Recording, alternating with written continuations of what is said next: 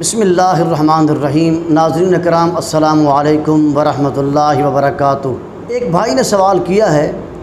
کہ میں نے جانور خریدا تھا قربانی کے لیے، اس وقت اس کے اندر کوئی عیب نہیں تھا،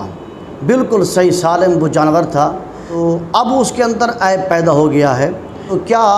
اب اس جانور کی قربانی ہو سکتی ہے یا نہیں ہو سکتی؟ دیکھیں بھائی، اس مسئلے کی دو صورتیں ہیں۔ ایک صورت یہ ہے کہ جب بندہ قربانی کا جانور صحیح سالم خرید کے گھر لے آیا، اب اس نے آ کر گھر میں باندھ دیا، گائے تھی، بھینس تھی، اونٹ تھا یا دمبا تھا، بکرا تھا، بکری تھی، اس میں کسی قسم کا کوئی عیب نہیں تھا، وہ جانور قربانی کے لائق تھا۔ اب وہ جانور کسی دوسرے جانور کے ساتھ لڑ پڑا، اس کا سینگ ٹوٹ گیا، ٹانگ ٹوٹ گئی، آنکھ نکل پڑی، اب اس کے اندر عیب پیدا ہو گیا ہے۔ اب جس بندے نے اس کو خریدا ہے وہ صاحب حیثیت ہے، مالدار ہے، اللہ تعالیٰ نے اس کو وسعت عطا فرمائی ہے، تو اسے چاہیے کہ وہ جانور بیچ دے یا اسے اپنے کسی اور کام میں لگا دے اور قربانی کے لیے دوسرا جانور خرید لے۔ اب اس جانور کی قربانی جائز نہیں ہے۔ دوسری صورت یہ ہے، ایک فقیر آدمی تھا، غریب آدمی تھا، اس نے قربانی کے لیے جانور خریدا،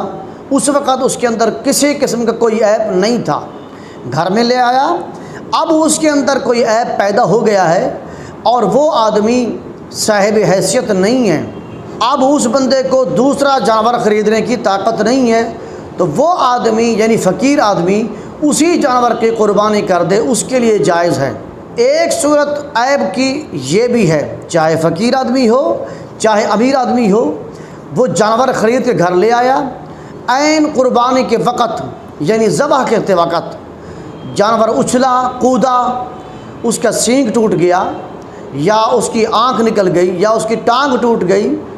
تو اب یہ عیب اس کی قربانی میں مانع نہیں ہے، اب اسی جانور کو ذبح کر دیں، اس کی قربانی جائز ہے۔